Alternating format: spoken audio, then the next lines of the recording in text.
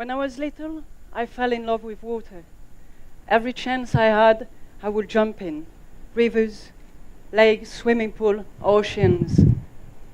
After watching the film about Jack Mayall's life, The Big Blue, I spent hours training how to hold my breath in the wilds of my own bathtub. And I remember every Sunday I couldn't wait for Jean-Jacques Cousteau documentaries and what he had found in the underwater world to show us.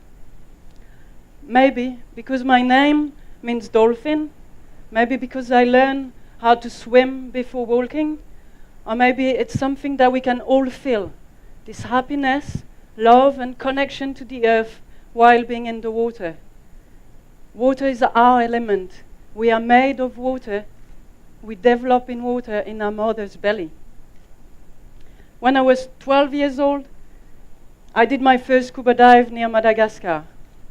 My instructor was really French, very French. He was touching, teasing, picking, turning over everything he could, leaving behind him a massive cloud of sand as his fin steered up the bottom. After the dive, I asked him if this was okay, if it did not disturb the fish. His answer, c'est la vie. This was Cousteau's time, before we understood that the seas of the world are not endless resource and rubbish dump. For me, life went on, but my passion for water never stopped. I became a biology engineer, but instead of working in a lab, I went traveling around the world, and I was drawn to Indonesia, where I became a diving instructor. What a great life, living on a small tropical island, Gili Eco, north coast of Lombok, the right point there, teaching tourists how to scuba dive and sharing my passion for the environment and the underwater world. But after a few months, I felt that I needed to do more to give something back to the environment. The more I learned about marine biology, fish life and interaction, and about these amazing coral reefs, the more I wanted to use that knowledge, my time, my energy, and my money to do something for the Indonesian reefs. Indonesia has got 85,000 kilometers of coastline, the longest coastline of any country in the world. 17,508 islands, which separate two oceans. So many shallow seas for coral reef to grow and so many fish to live. Amazingly, only a few Indonesian people know how to swim or are aware of the richness of their coral reefs. More than half of the Indonesian population depend on a healthy reef for food and income. Indonesia has got the best coral reefs in the world, but only 6% remain in their pristine state. More than 70% of the oxygen we breathe is produced by the coral reef. Did you know that? No. They are the rainforest of the sea. I like to call them the blue heart of our planet. If you fly over Indonesia, you can see how many rainforests have been replaced by palm oil plantation, but you can't see how much damage has been done underwater. And if you walk an hour in Sumatra jungle, you might be lucky to see about 50 different species of animal, but the same hour snorkeling in one of Raja Ampad's coral reef, and you will be able to see hundreds of different species of corals, species of fish, crustacean, and so many other creatures. The coral reefs cover only 0.1% of the surface of the earth, but they are so important for our blue planet. 25% of all fish live on the reef, and all the other fish, they need the reef for different activities, such as mating, laying eggs, hunting, feeding, resting, sleeping, or getting cleaned. Yes, they live in water, but they do need a shower sometime. That giant manta ray is having a spa in Komodo by dozens of butterfly fish cleaning its skin. And that weird mola mola or some fish is having his teeth brushed by a bannerfish. It is all connected and interdependent. When I first got to Gili Trawangan in 2004, you could still hear dynamite fishing happening underwater. After a bomb, there is nothing left. No fish, no coral, just a pile of rubble. And on land, it was not much better. Rubbish everywhere, no organization. Often, I would see rubbish flying over the fence, being disposed in my garden. So I couldn't sit on mon cul. Oops, sorry, that's French for bottom. I couldn't sit back and watch this happen. So I joined a local NGO called the Gili Eco Trust, and my mission became to restore the reef and raise awareness. I slowly became the eco-warrior of that little island. Therefore, I met more and more people giving me advice and support, and I learned more and more about everything related to this coral reef. Sharing that knowledge with everyone who wants to listen, like you. The Gili Islands are famous. More and more buildings, more and more visitors. Everyone thinking about development and how to make money. I convinced them to use some of that money to restore the reefs for a sustainable future. The equation is simple. Healthy reef equals many fish, equals many happy customers, equals many happy local people who can feed their family and get job and income from tourism. Today, in Gili Trawangan, every diver pays a reef tax to the Gili Eco Trust.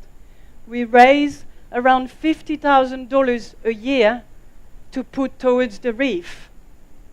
I am responsible for distributing the money, so we can pay the fishermen not to fish. We can patrol the marine protected area. We can place mooring buoys. And we can help the government to be efficient and enforcing regulation.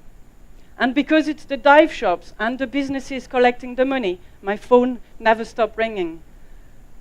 Because every time they see something wrong, illegal fishing, polluting businesses, anchoring, they call me. Because they know I will take some action. I will send a patrol boat out or alert the government.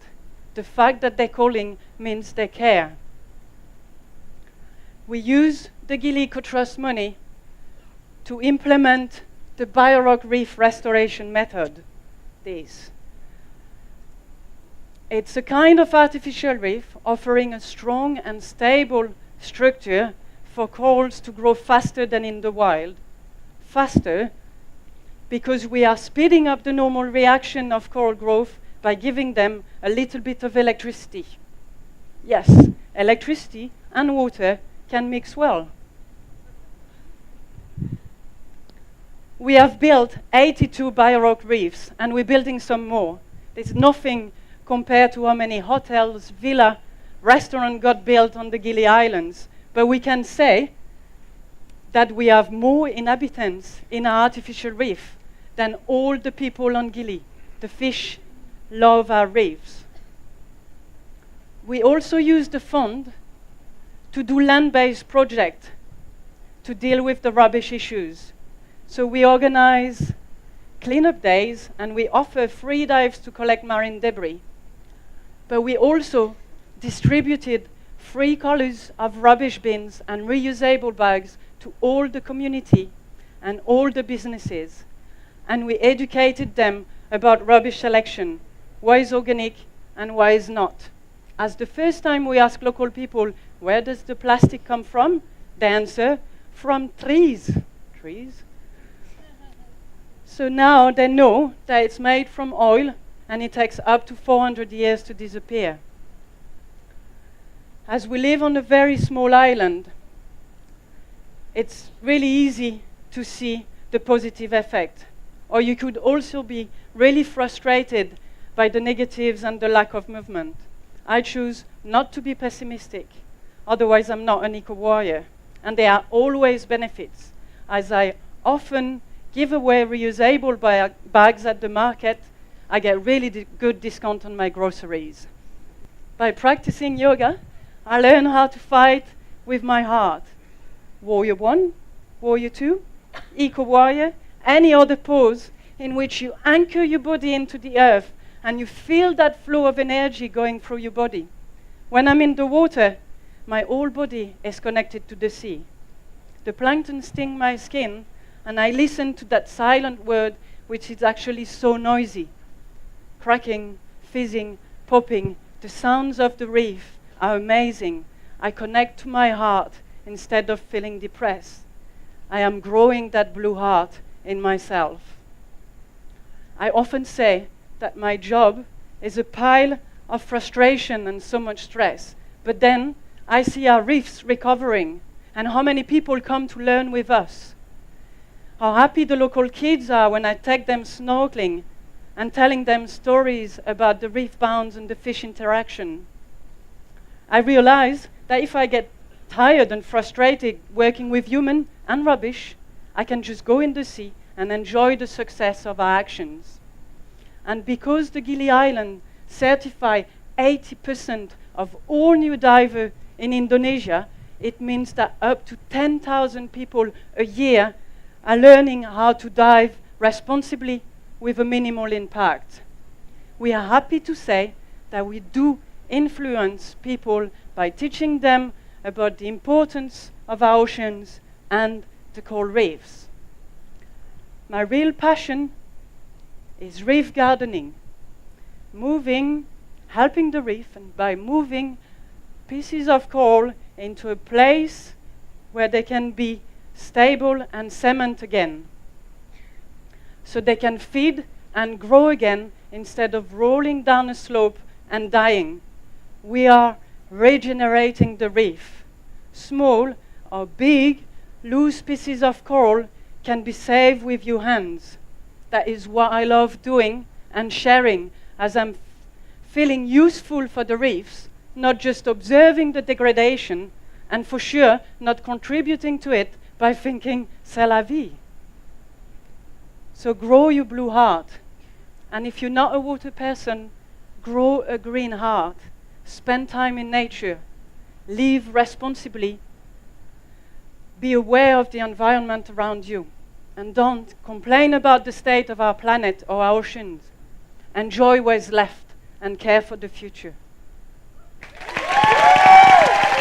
Thank you.